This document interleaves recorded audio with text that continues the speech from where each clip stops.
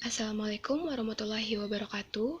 Kami dari kelompok 7 akan mempresentasikan hasil mini project kami dengan judul Inventarisasi Spesies Tumbuhan Invasif di Kawasan Sekitar Danau Kebun Raya Bogor.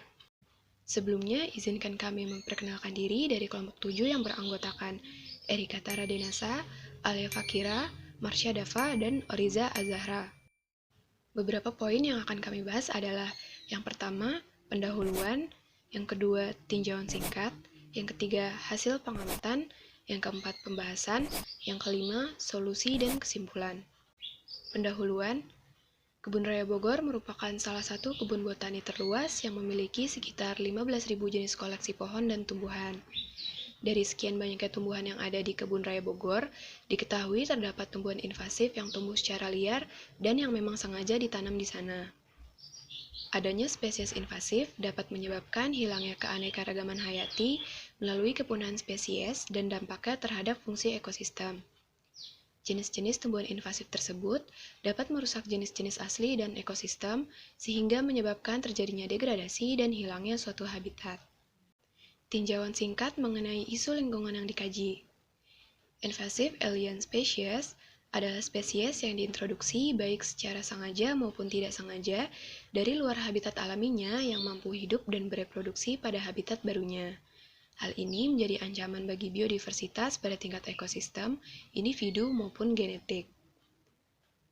Tumbuhan invasif memperoleh keuntungan kompetitif setelah hilangnya kendali alami terhadap perbanyakan suatu spesies tumbuhan yang memungkinkan spesies tersebut menyebar cepat untuk mendominasi daerah baru dalam suatu ekosistem di mana menyebabkan spesies asli menjadi punah.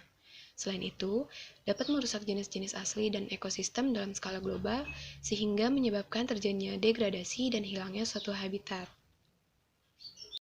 Selanjutnya yaitu hasil pengamatan. Dari hasil pengamatan yang kami lakukan, didapatkan hasil sebagai berikut, yaitu terdapat 8 jenis yang sudah teridentifikasi.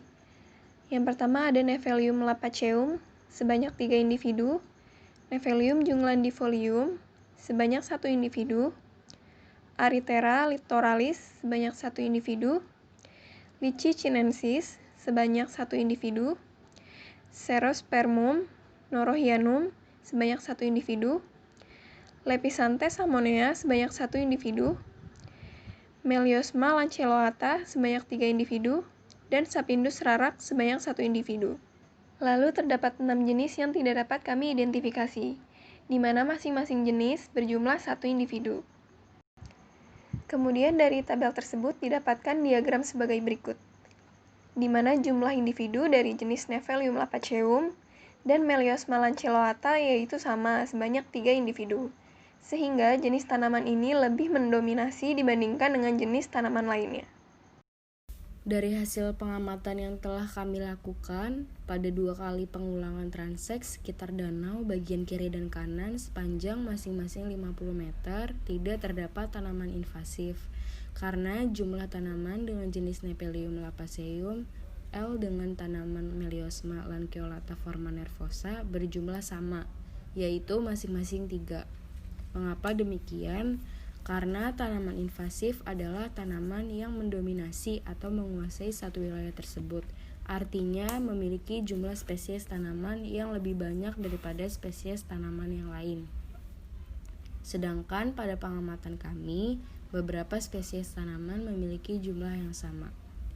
Lalu, dampak adanya tanaman invasif ini bagi ekosistem yaitu spesies tumbuhan invasif yang paling serius dapat mengancam ekologi di suatu habitat adalah spesies yang tidak memiliki musuh alami, alat perkembangan generatif dan vegetatif yang baik, dan penyebarannya mudah dan cepat. Selain itu, spesies invasif ini dapat menyebabkan hilangnya keanekaragaman hayati melalui kepunahan spesies dan dampaknya terhadap fungsi ekosistem. Pengaruh adanya jenis-jenis tumbuhan invasif ini terhadap suatu ekosistem sangat besar. Jenis-jenis tersebut dapat merusak jenis-jenis asli dan ekosistem dalam skala global sehingga menyebabkan terjadinya degradasi dan hilangnya suatu habitat. Lalu dapat menyebabkan perubahan dalam struktur tanah, dekomposisi, dan kandungan nutrisi dari tanah. Selain itu, berkembang pesatnya tumbuhan invasif ini akan mengakibatkan tumbuhan invasif mendominasi di lingkungan tersebut dan terjadi perebutan unsur hara dan zat-zat mineral dengan tumbuhan asli. Baik, selanjutnya adalah bagaimana solusi atau cara untuk mencegah kerusakan ekosistem akibat kehadiran tumbuhan invasif. Dengan upaya pengendalian ini, terdapat dua tipe berdasarkan skala waktu, yaitu ada jangka pendek dan jangka panjang. Kegiatan pengendalian jangka pendek yang pertama adalah proses pengenalan jenis invasif, di mana dengan proses ini diharapkan para pihak dapat peduli dalam mengenali, memonitoring, mengendalikan, dan mencegah introduksi tumbuhan invasif yang masuk ke dalam Kebun Raya Bogor. Yang kedua adalah pengendalian populasi secara cepat dengan melakukan intensifikasi pemangkasan semak dan gulma dengan memperpendek periode pemangkasan, sehingga tumbuhan akan sulit mencapai tingkat pertumbuhan, berbunga, dan berbuah, serta mengurangi potensi regenerasi lebih lanjut. Untuk kegiatan pengendalian jangka panjang, yang pertama adalah melakukan penilaian resiko tumbuhan invasif, di mana proses penilaian ini dilakukan secara berkala dan menyeluruh dari seluruh kawasan dan sekitarnya untuk mencegah tumbuhan invasif. Yang kedua adalah eradikasi, yaitu pemusnahan secara destruktif dengan cara mencabut atau memotong hingga bagian akar dan memusnahkannya dengan cara dibakar. Yang ketiga adalah restorasi ekosistem, yaitu penanaman kembali tapak setelah pengendalian jenis invasif dengan jenis-jenis tumbuhan asli di Kebun Raya Bogor. Dan yang terakhir adalah sosialisasi mengenai jenis-jenis invasif dan bahayanya, yaitu dapat dilakukan dengan cara ahli teknologi maupun kampanye melalui media sosial, serta penerbitan buku mengenai pengenalan dan teknik pengendalian jenis tumbuhan invasif, di mana untuk menambah wawasan serta informasi dan menumbuhkan rasa kepedulian terhadap lingkungan. Jadi, dapat disimpulkan bahwa yang pertama adalah tidak terdapat tumbuhan invasif di sekitar Danau Kebun Raya Bogor, yang dimana tidak ada tumbuhan yang mendominasi daerah tersebut karena ditemukan tanaman dengan jumlah yang sama, namun jenis yang berbeda di setiap pengulangannya.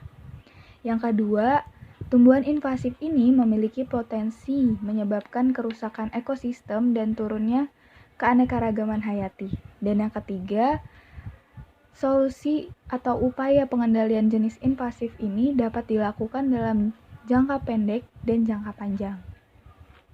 Kemudian, berikut adalah dokumentasi saat pengambilan data di sekitar Danau Kebun Raya Bogor. Terima kasih, cukup sekian yang dapat kelompok kami sampaikan mengenai mini project terkait inventarisasi spesies tumbuhan invasif di kawasan sekitar Danau Kebun Raya Bogor. Kurang lebihnya mohon maaf. Wassalamualaikum warahmatullahi wabarakatuh.